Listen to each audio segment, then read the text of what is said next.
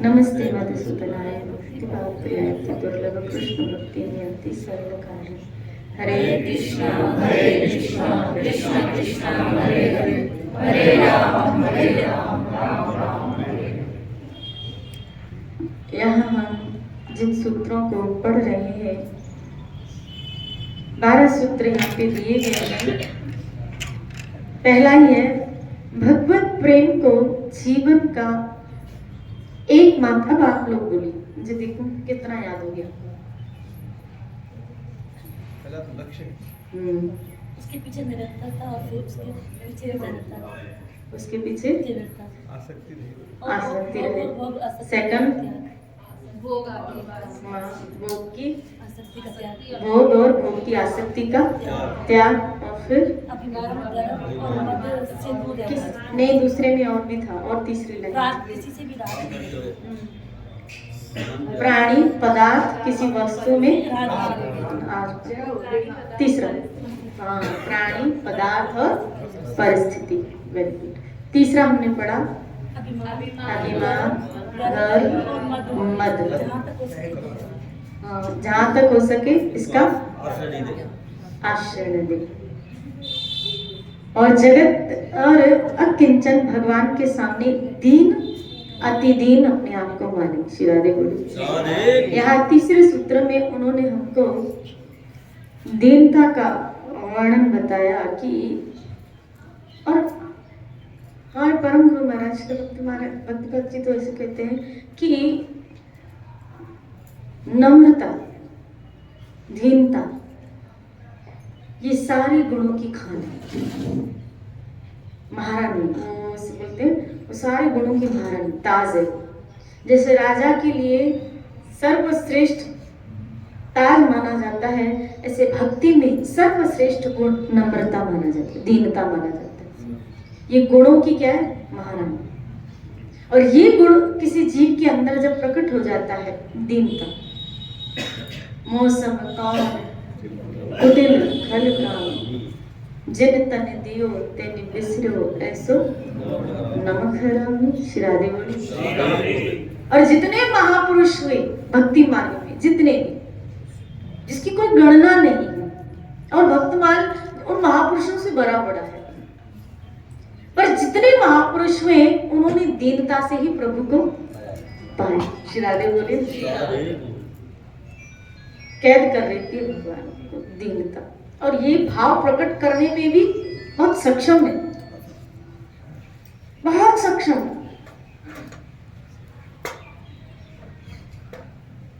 जो व्यक्ति हर परिस्थिति में, हर परिस्थिति में, कल ही हम एक जगह चर्चा कर रहे थे कि सबसे बड़ी तपस्या भक्ति मार्ग में ये है कि अपने भाव और अपनी श्रद्धा को हम सतत बनाए रखें, साझा बनाए। ये सबसे बड़ी तपस्या कि श्रद्धा को आप बनाए रखें, आप सत्संग को बनाए रखें, आप अपने भजन को बनाए। सबसे बड़ी तपस्या भक्त के लिए क्या तपस्या? एक टांग पे खड़ा रहे। क्या तपस्या भक्त के लिए? भक्त के लिए यही तपस्या कि वो अपनी श्रद्धा को बचा के रखे, जो ईश्वर के प्रति उसने बटोरी है, जो उसको प्राप्त हुई है संतों के संग से। उस श्रद्धा में शंका रूपी कीड़ा आने न दे, क्योंकि अगर वो कीड़ा आ जाएगा तो आपकी भक्ति शिथिल हो जाएगी। श्री राधे। और अंततः विनाश भी हो जाएगी, खत्म भी हो जाएगी। श्री राधे बोले। श्री शंका का कीड़ा न आने दे। और जब ऐसे भक्तों का सानिध्य मिल जाता है, या तो प्रभु की एक विशेष कृपा पत्र कोई जी। मैं कल एक चरित्र पढ़ रही थी, बक्सर वाले मामा, श्री राधे बोले, मामा जी का। आपने भी कभी प्रयागत इनके चरित्र सुना हो। श्री राधे बोले। बहुत सुंदर मामा जी का चरित्र, कितना भाव। लेकिन अगर आप उनका जीवन खोल के देखें तो कितना कष्ट, आरंभ से लेके कितना कष्ट, और भाव तो जैसे चरम सीमा पे। श्री राधे बोली। और कष्ट इतने, अगर ऐसे कष्ट किसी जीव के पास आए तो शायद भाव में शिथिलता आ जाए, भाव में शिथिलता आ जाए। श्री राधे बोली। एक ब्राह्मण पति पत्नी थे जिनको कोई संतान नहीं होती थी, नहीं हो रही थी, और वो जनकपुरी में रहते थे। आए दिन वो ब्राह्मण संतों से पूछता कि महाराज कैसे संतान की प्राप्ति हो। तो वो संत आते और एक संत ने कहा, अगर तुम अपने इच्छित वर चाहते हो तो भी संतों की सेवा करो, संत राजी हो जाएंगे तो तुम्हारे ऊपर कृपा हो जाएगी।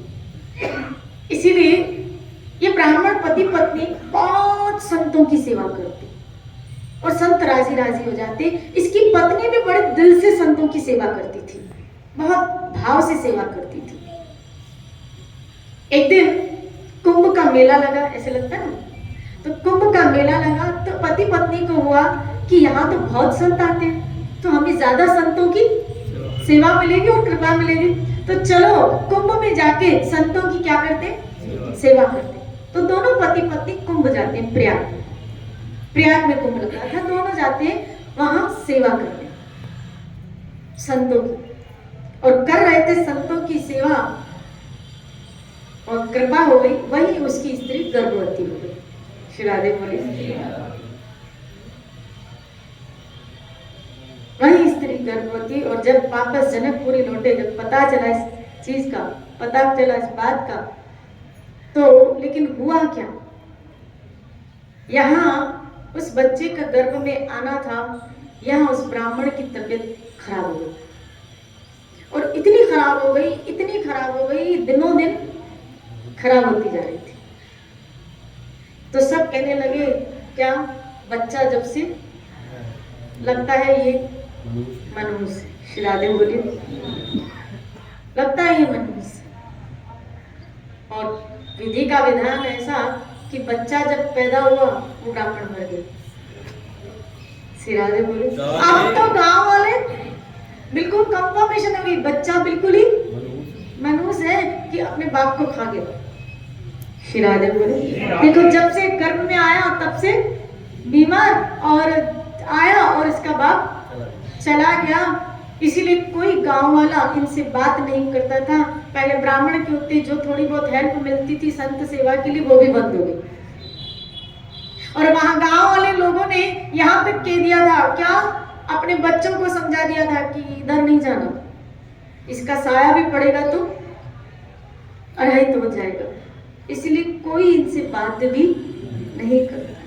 श्री राधे बोले। क्या थी, अब बच्चा पैदा हुआ, ब्राह्मणी ने सोचा प्रयाग महाराज की कृपा से पैदा हुआ है, ये हमें मिला है, इसलिए इसका नाम रखा प्रयाग दत्त। प्रयाग दत्त प्रयाग जी के द्वारा दिया गया, दत्त दिया गया, इसलिए इसका नाम क्या पड़ा, प्रयाग दत्त। श्री राधे बोले। अब बच्चा बड़ा प्रवीण था, होशियार था, समझदार था। अब जैसे ही घुटनों के बल थोड़ा चलता बना, अभी चलना ही सीखा था कि घर में आग लग गई। और चाहिए भगवान की कृपा, इसको बोलते हैं कृपा। श्री राधे बोलिए ना, इसको बोलते हैं कृपा। हमें घर मिल जाए तो कृपा, या घर जल जाए तो कृपा। अब देखो कैसी कृपा बरसी। श्री राधे बोले, बोलो ना श्री राधे। कभी कभी भगवान की कृपा समझ में, हमें तो वैसी कृपा चाहिए जो हमें माला माल करे, हमें कंगाल करे, हमें ऐसी कृपा नहीं चाहिए। श्री राधे बोली। लेकिन याद रखना, अब मुझे बताओ प्रहलाद के जमाने में कितने भक्त थे, पता नहीं कितने होंगे, लेकिन कसौटी पे खरा या परीक्षण में तो ली गई, सिर्फ प्रहलाद की ली गई। मीरा के जमाने में कितने भक्त होंगे, पर अगर परखा गया तो मीरा को ही परखा गया। इसका मतलब है जो भक्त बहुत है, लेकिन कसौटी पे उन्हें कसा जाता है जिनको भगवान योग्य समझता है। हर एक व्यक्ति को एग्जाम नहीं दिया जाता। श्री राधे बोले असंख्य भक्त, और जिसकी जिसकी जिसकी जिसकी मेरे ठाकुर ने परीक्षा ली वो चमका, जिसकी भी वो चमका, लेकिन बशर्त उन लोगों ने अपनी श्रद्धा को बनाए रखा। श्री राधे बोले यही तपस्या है। फिर कह रही हूँ क्या, भक्ति मार्ग में अपनी श्रद्धा और अपनी आस्था को सतत बनाए रखना। बहुत जीवन में अप्स डाउन्स आते हैं, मैं मानती हूँ। श्री राधे बोले हमारे बीच में ही बहुत पहले एक माता जी आती थी, मीना आंटी, नारी के नाते से आती थी, हस्बैंड वाइफ आती थी। आपको यहाँ सुबह शाम दोनों टाइम है भी, लेकिन उनका भाव मैं आपको शेयर करना चाहती हूँ। श्री राधे बोले कल मैं उनके पास गई और किसी कारण उसका पूरा फेस जल गया। मुझे पता चला तो मैं देख लूंगी। एक भगवान के लिए भोग बना रही थी, व्यंजन बना रही थी, मोदक बना रही थी, तो फटा और पूरा गरम तेल उसके फेस पे और पूरा जल गया। पूरा फेस आप देखें तो, और पार्लर वाली अपने आप को बिल्कुल मेंटेन नहीं। श्री राधे बोलो ना श्री राधे। लेकिन उसके मन में कोई शिकवा नहीं था, कोई शिकायत नहीं थी। मैं जब पहुंची तो मुझे इसे कहा थैंक यू कृष्ण। जब मुझे लगा, बोला माँ मैं तब भी थैंक यू ही बोल रही थी, धन्यवाद कृष्ण। तो मैंने कहा उस वक्त धन्यवाद कैसे निकल रहा था आपका, उस वक्त थैंक यू कैसे निकल रहा था? बोला मुझे कल मतलब परसों ये घटना हुई। तो उसने कहा कल मुझे 2 जगह पार्लर का काम मिला था और मैं ऐसे सोच रही थी कि ठाकुर जी ने मुझे बहुत बड़े एक्सीडेंट से बचा दिया था। क्या शायद मैं बाहर जाती तो एक बहुत बड़ा एक्सीडेंट होने वाला हो या बहुत बड़ी दुर्घटना घटने वाली हो। ठाकुर जी ने मुझे घर में ही बिठाया और सूली की सजा काटे हुए दी थी। श्री राधे बोलिए। आंख भी नहीं खुल रही थी उसकी आंखें नहीं खुल रही थी, आंखें सूज रही थी, चेहरा तो बिल्कुल सूजा हुआ था। तो मैंने उसको कहा, बोला मुझे इस बात का दुख नहीं है क्योंकि वो रोज मंगला करती है, रोज उसका मंगला का नियम है। तो बोला मुझे इस बात का दुख नहीं है, मेरी मंगला जा रही है, मुझे इस बात का दुख है। बोला आज सुबह, हालांकि यानी कल सुबह की बात है, तो परसों रात को शाम को ये केस हुआ और जिस हिसाब से उसकी कंडीशन में कोई उठ नहीं पाया। लेकिन मुझे बता रहे हैं कि मैं सुबह उठी हूँ और मैंने अपने ठाकुर की सेवा भी करी। तो बोला, मैंने कहा आपकी तो आंख भी नहीं, बोला मैं सुबह मेरी आंख भी नहीं खुल पा रही थी। तो जैसे तैसे मैंने कॉटन लगा के फिर है ना मैंने ठाकुर जी की सेवा करी और मैंने प्रार्थना की कि प्रभु मैं इतना श्रृंगार आज तुझे नहीं कर पा रही हूँ, इतनी प्रॉपर सेवा नहीं कर पा रही हूँ, मुझे माफ कर देना। लेकिन मुझसे रहा नहीं गया, मैंने ठाकुर जी की जैसे तैसे सेवा करी। श्री राधे बोली। अब मुझे बताओ कि इस स्थिति में भी, हालांकि मैं उसके जीवन को जानती हूँ कितनी कठिनाइयों से गुजरी, उसके साथ जो घटा है ना, आप सुनोगे ना तो शायद आपकी श्रद्धा भी टूट जाएगी। और उसके परिवार वाले तो यहाँ तक कहते हैं उसको, क्या ये देख भक्ति करने का परिणाम, बहुत कृष्ण कृष्ण करती है ना, राधे राधे करती है, देख भगवान तुझे ही दुख दे रहे। पूरा परिवार एक तरफ हो गया है। और आज कल मुझे सुन के इतना आथत हो रहा था, वो लेडी कह रही थी मर जाऊंगी, मैं मर जाऊंगी तो भी कृष्ण को नहीं छोड़ूंगी, मैं मर जाऊंगी माँ लेकिन मैं फिर भी कृष्ण को नहीं छोड़ूंगी, भले मुझे सारा जगत छोड़ दे, एक तरफ हो जाए, लेकिन मैं श्री कृष्ण को छोड़ने वाली नहीं हूँ। ये तो छोटा सा केस है, अगर कुछ बड़ी दुर्घटना भी होती तो भी मैं कृष्ण को नहीं छोड़ती थी, मैं कभी नहीं छोड़ेगी उसको, कुछ भी हो जाए। और वो माला कर रही थी, तो मैंने कहा अगर नहीं कर पा रहे हो तो, बोला नहीं धीरे धीरे कर रही हूँ। सत्संग मोबाइल में, क्योंकि नारी के नाके में कल शाम की सत्संग थी, तो उस मोबाइल उसने किसी को कहा था चालू रखो, यानी सत्संग नहीं छोड़ी, सेवा नहीं छोड़ी, भजन यही तो करना है, यहाँ तक ही तो पहुँचना है कि स्थितियाँ ऐसी आ रही है तब भी आपका न छूटे। श्री राधे बोले, राधे। बोलो ना श्री राधे। स्थितियां ऐसी आ जाए फिर भी, और डगमगाने वाले लोग, आपकी श्रद्धा को तोड़ने वाले लोग बहुत मिल जाएंगे। याद रखना, विश्वास को उठाने वाले बहुत कम और विश्वास को गिराने वाले लोग ज्यादा हैं। श्रद्धा को तोड़ने वाले लोग ज्यादा और श्रद्धा को विकसित करने वाले लोग बहुत कम हैं, बहुत कम हैं। और उस स्थिति में भी आप सब अपने आप को, अपनी श्रद्धा को बचा के रखो। तो बड़ी बात है क्या कि एक तरफ जमाना हो रहा है, फिर भी हम श्री कृष्ण का धन्यवाद करते हुए चले कि ठाकुर तुझे तो नहीं छोड़, तुम्हें नहीं छोड़, जो तुम तोड़ो पिया मैं नहीं तोड़ू, तो सो संग प्रीत कृष्ण तोड़, कौन संग जोड़। अब किससे जोड़ो प्रभु? श्री राधे बोले, किससे जोड़ो? तो बक्सर वाले मामा की बात चल रही थी कि उनका घर जल गया, रास्ते पे आ गए, एक वृक्ष के नीचे रह रहे थे। एक घास फूस की इसकी माँ ने छोटी सी कुटिया बना दी और उस घास फूस की कुटिया में रहने लगे।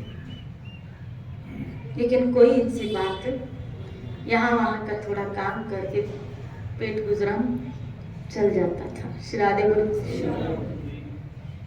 एक दिन कुछ गिने चुने एक दो बच्चे उससे जब बात करते थे तो राखी का दिन था।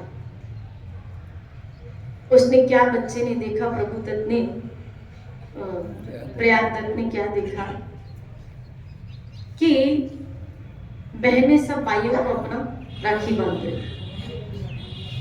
ये सीधा आया माँ के पास, बोला मेरी बहन कहाँ है, मुझे कोई राखी क्यों नहीं बांधता, मुझे क्यों नहीं कोई राखी बांधता, मेरी बहन कहाँ है, मुझे भी ऐसी बहन चाहिए जो मुझे राखी बांधे, जो मुझे प्यार करे, मुझे भी चाहिए। मतलब किसने कहा तेरी बहन नहीं?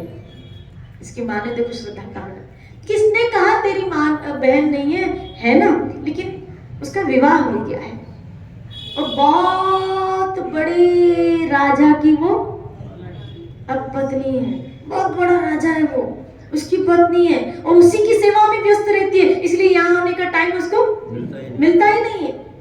वो यहाँ इसलिए नहीं आ पाती तेरे पास क्योंकि वो अपने तेरे जीजा की बहुत से उसको खुश किया है और वो भी वहां खुश है। तो बोला कौन है? बोला जानकी नाम है तेरी बहन का। तेरी बहन का नाम क्या है? और जीजा कौन है? बोला जीजा है तेरा राम। श्री राधे बोली, जानकी है तेरी बहन और जीजा है तेरा राम।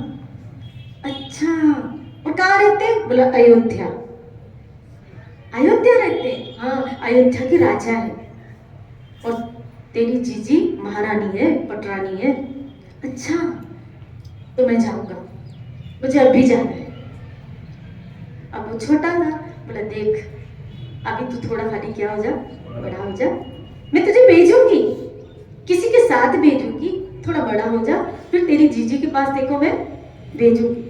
अभी थोड़ा बड़ा हुआ, संत तो आते रहते थे और ये ब्राह्मणी सेवा करती रहती थी। कुछ संत अयोध्या की तरफ जा रहे थे और ये जिद करके बैठा कि अब मैं अपनी जीजी के पास जाऊंगा। तो हमने बोला था ना किसी के साथ, देखो ये संत जा रहे हैं, मैं इनके साथ जाऊंगा।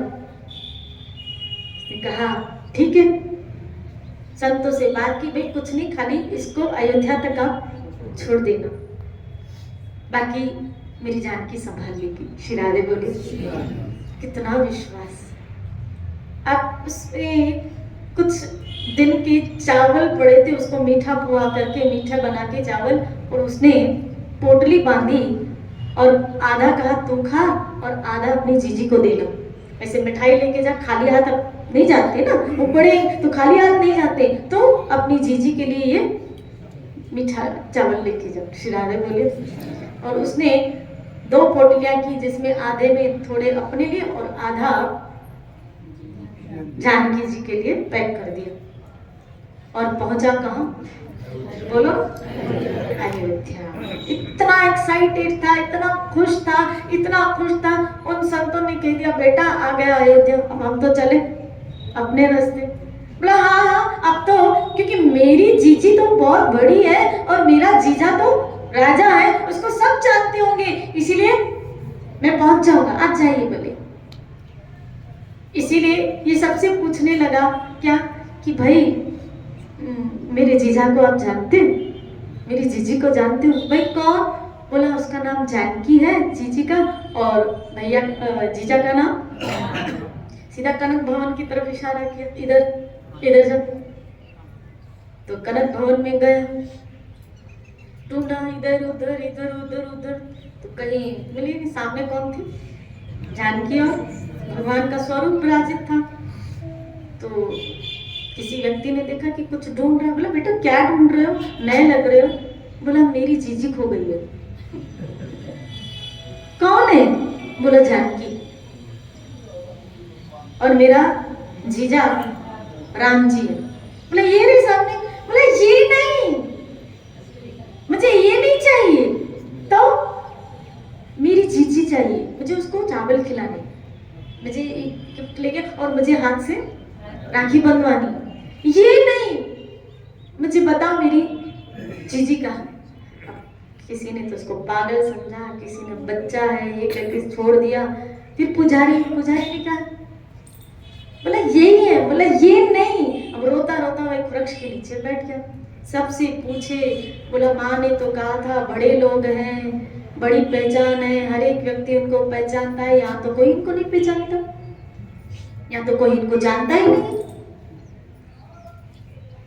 अगर जानता होता तो मुझे पता, सीधा सब खाली मंदिर की तरफ बताते, इधर है इधर है। एक वृक्ष के नीचे बच्चा रो रहा है, इतना रोए, मेरी जीजी खो गई, मेरी जीजी खो गई, मेरी जीजी पता भी नहीं ले रही। मेरी माँ ने कहा था जीजी बहुत करुणामयी है, मेरी माँ ने कहा था चलो राम जी कठोर हो सकते हैं, लेकिन मेरी जीजी भी ऐसी निकली क्या कि उसका भाई इस तरह रो रहा है, विलाप कर रहा है, और मेरी जीजी पता नहीं ले रही है। कहाँ गई मेरी जीजी? इतनी बड़ी अयोध्या, अभी मैं कहाँ उसको ढूंढूं, किधर जाऊं? ऐसे विलाप कर रहा था। इतने में उसने दूर से क्या देखा, एक बहुत बड़ी सभा दूर से आ रही है। हाथी, घोड़े, रथ, सफेद हाथी, ये सब पूरी सेना जैसे आगे आ रही है।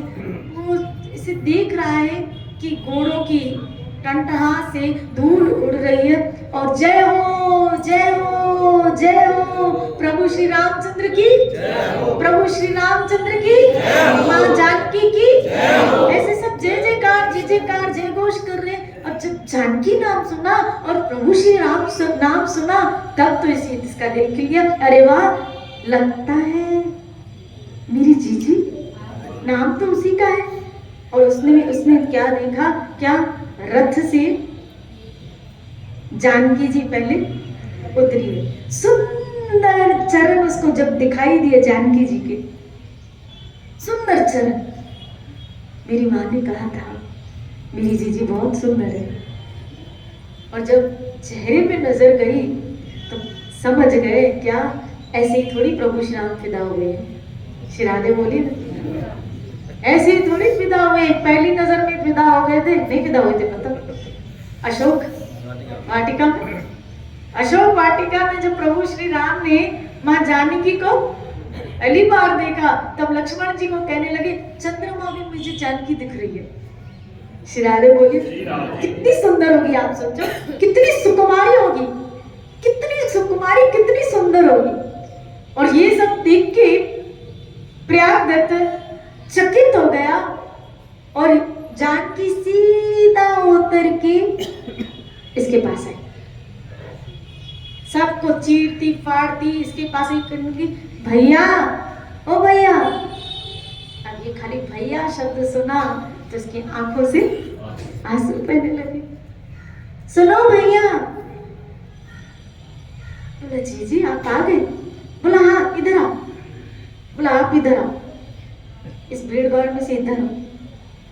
अब जानकी निकट आई, और जिस झाड़ के नीचे बैठा था उस झाड़ के निकट बैठ के उसके कहने लगी कि मैं राखी लेके आई, कब से तुझे ढूंढ रही हूँ। बोला कब से? कहा मैं कब से तुमको ढूंढ रहा हूँ। अच्छा राखी लेके आई? बोला हाँ मैं राखी बांधने ही तो आई हूँ, चल हाथ दे जल्दी। और जानकी ने उसको राखी बांधी। और जैसे ही राखी बांधी उसको खिलाया, बोला माँ ने कुछ भेजा होगा ना? बोला हाँ भेजा है। बोला क्या? बोला ये पोटली, वो मेरी कुचेरी जो पोटली थी वो खोली और वो चावल जो थे वो, बोला ये। अरे वाह। अब जानकी ने उसमें से एक उसको खिलाया, फिर खुद खाया और प्रभु श्री राम को इशारा किया आओ, पर ये माल नहीं मिलेगा आपको, इधर आ जाओ आप भी खा लो। प्रभु श्री राम आए और उसकी तरफ देखने लगे। श्री राधे बोले, कृपा दृष्टि पड़ी और जानकी ने उनको भी एक हाथ से खिलाया। जब खिलाया जानकी ने प्रभु श्री राम को बुलाया, याद आ गई फिर मुझे शबरी। श्री राधे बोली ना, श्री राधे बोली ना।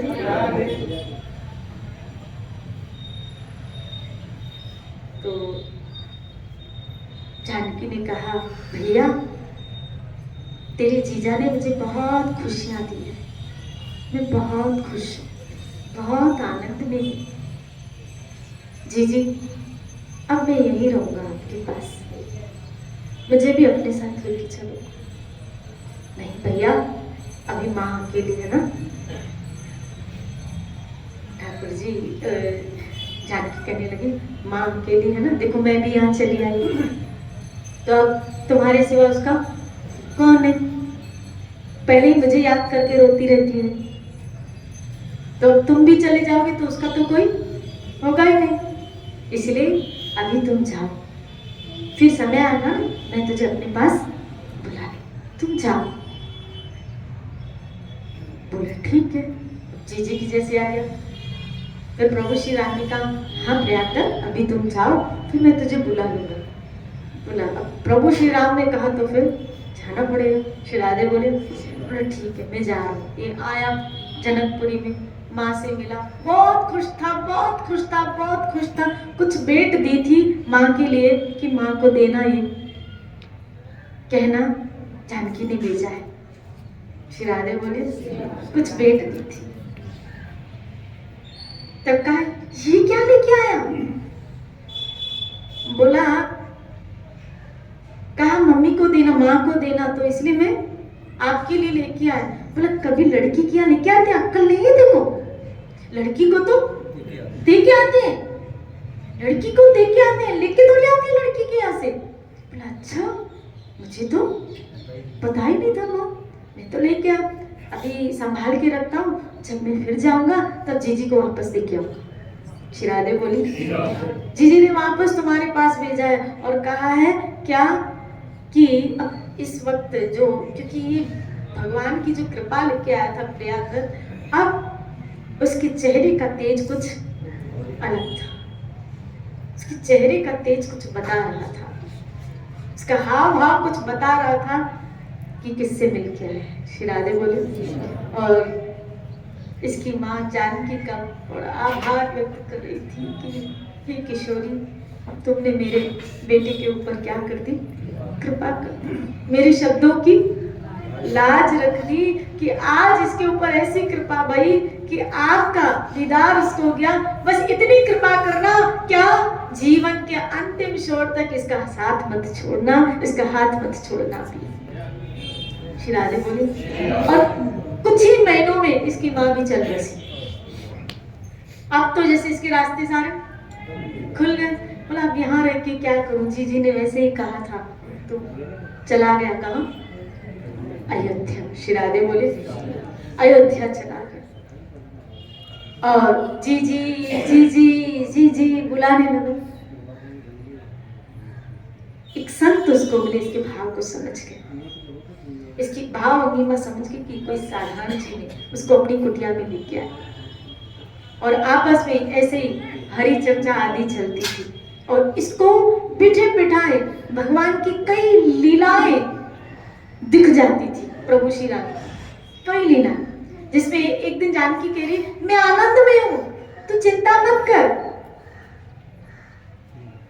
तू मेरी चिंता करता ना, मेरी चिंता मत कर, मैं बहुत आनंद में रहती हूँ और जब भी तुझे आए इस जगह आकर मैं तुझसे मिलाया कर। श्री राधे बोली ऐसे जानकी से हर बार इसकी मुलाकात होती रहती। एक दिन ऐसे लीला चिंतन में में बैठा था, क्या उसको पता चला, भाव में देखो कहां से कहां पहुंच गया। उसको पता चला क्या कि महाराज दशरथ ने प्रभु श्री राम को क्या दिया, वनवास। श्री राधे बोली 14 बरस का, और मेरी जीजी भी गई है और भाई लक्ष्मण भी गए। तब तो ये गुस्सा आ गए किसके ऊपर, राम जी के ऊपर, प्रभु श्री राम के ऊपर, कि खुद जाते ना मेरी जीजी को क्यों लेके गए, वो इतनी सुकुमारी मेरी जीजी को क्यों लेके गए। अब इतना रोई और वो जो संत सानिध्य में रहते थे समझ गए इसके भाव को। बोला अब ये चले गए चित्रकूट की तरफ, अब मुझे जाना पड़ेगा। बोला वो नंगे पांव गए, एक तो भाव देखो कहां गए, बोला नंगे पांव गए, तीनों नंगे पांव गए। अब बोला मैं इनके लिए पलंग बनाऊंगा, क्योंकि मैंने सुना है मेरी जीजी जमीन पे सोती है, नंगे पांव चलती है, इनके लिए पादुका बनाओ। चंदा इकट्ठा करने लगा, कीर्तन करके भगवान की सेवा के लिए, उनकी पादुका के लिए चंदा इकट्ठा करने लगा। और इसने प्रचुर मात्रा में चंदा जब इकट्ठा हुआ तब 3 जोड़ी पादुकाएं बने, बहुत सुंदर, और 3 पलंग बनाए, एक बड़ा, एक छोटा और एक थोड़ा उससे छोटा।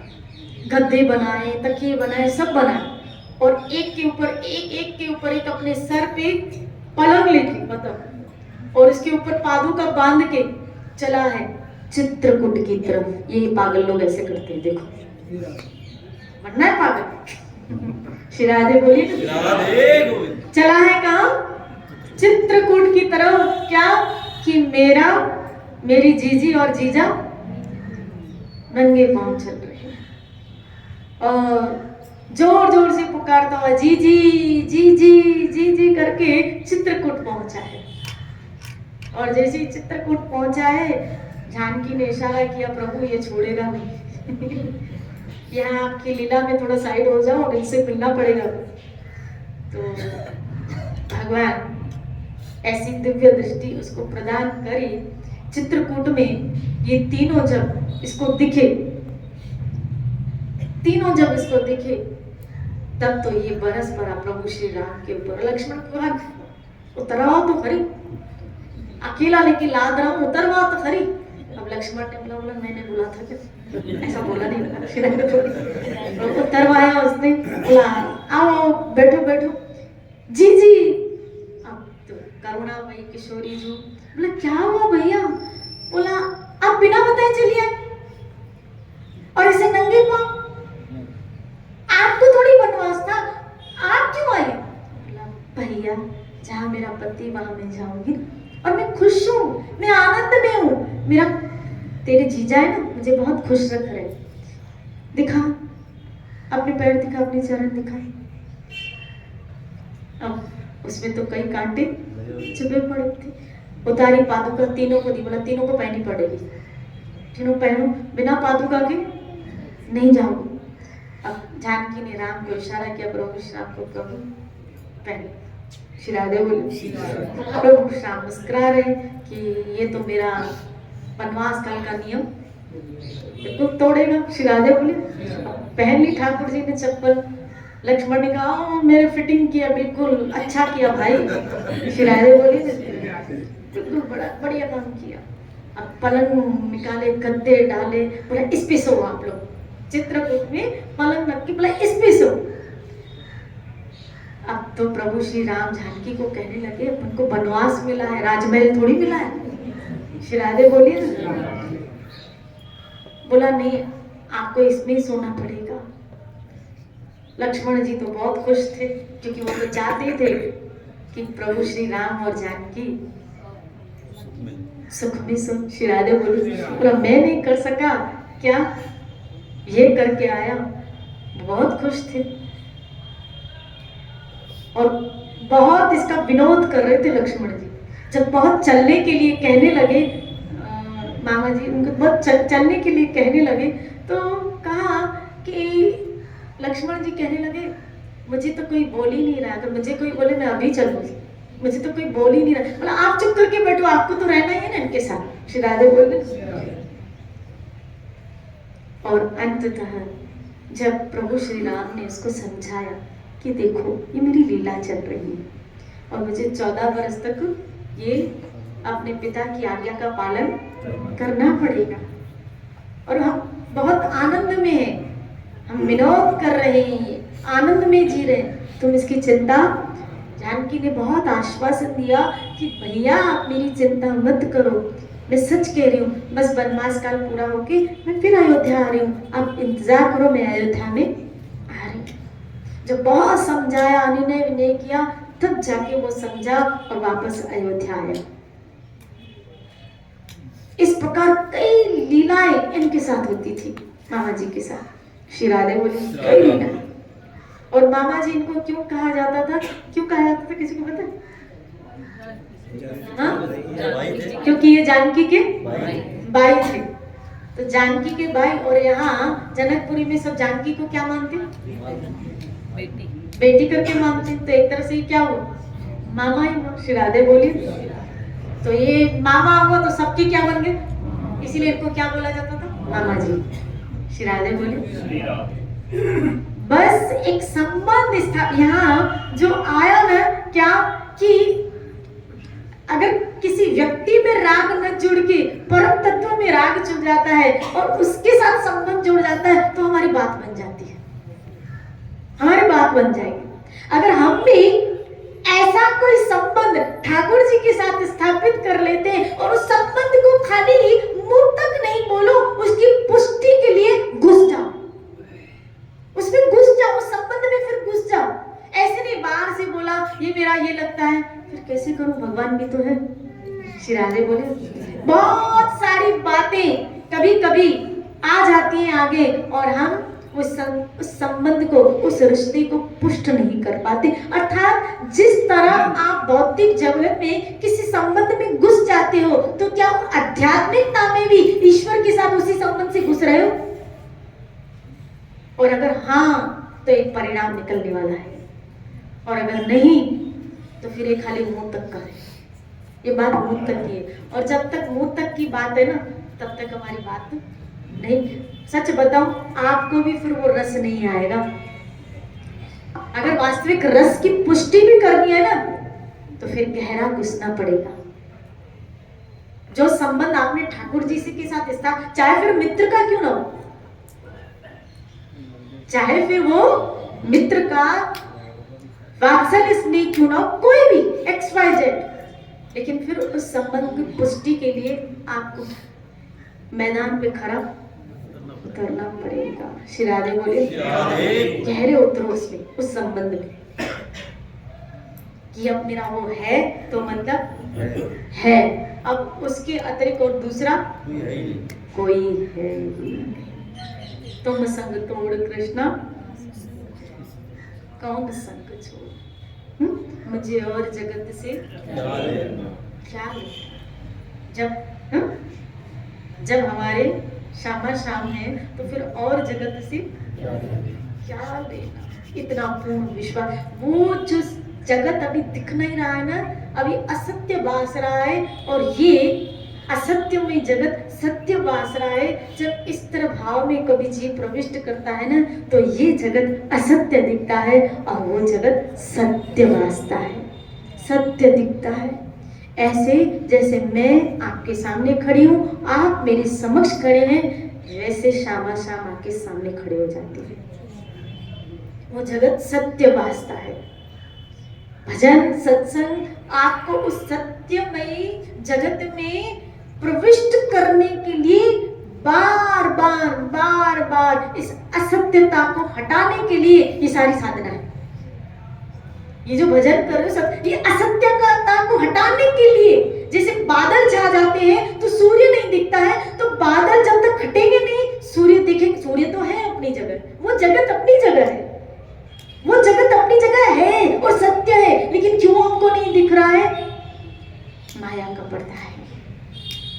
बादल हटे, ये भजन क्यों है? ताकि ये असत्य जगत जो असत्य है वो हटे, ये बादल हटे तो वो दिखे, वो महसूस हो, फील हो।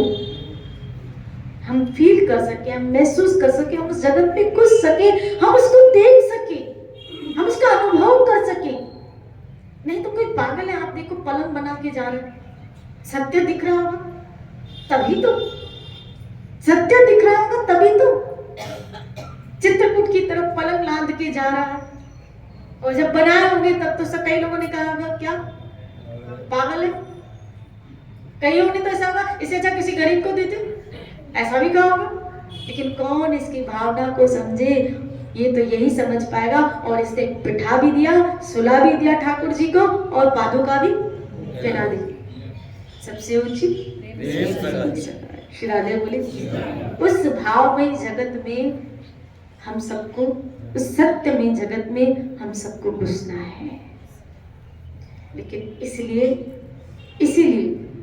कहीं ना कहीं इस जगत से अपने आप को थोड़ा हटाना पड़ता है।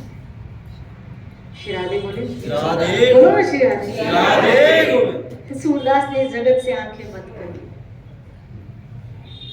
सूरदास ने इस जगत से आंखें बंद कर ली। और जब इस जगत से आंखें बंद कर ली तो अंदर में उस जगत को देख पाया। और उस जगत को देखने के लिए ये आंखें भी नहीं चाहिए। लोग, उस जगत को देखने के लिए आंखें कोई और होती है। आंखें कोई, इस आंखें की ये आंखें तो कमजोर हो जाए, चश्मे पहनने पड़ते। तो इन कमजोर आंखों से उसको सत्य में जगत को कैसे देख पाओगे? जो इसी जगत को, सूर्य को हम नहीं देख पाते, तो सूर्य को बनाने वाले परमात्मा को कैसे देख पाओगे? श्री राधे बोले, ओम अज्ञान ज्ञान अंजन चक्षुरुन्मीलितं येन तस्मै श्री। मेरी आंख, मुझे वो आंखें मेरे गुरु ने दी है, और उन आंखों के द्वारा मैं उस सत्य को देख पा रहा हूँ। श्री राधे बोले। इसी चर्चा को लेते हुए कल चलेंगे। क्या करूँ, रोज 10:30 बजे करूँ तो मैं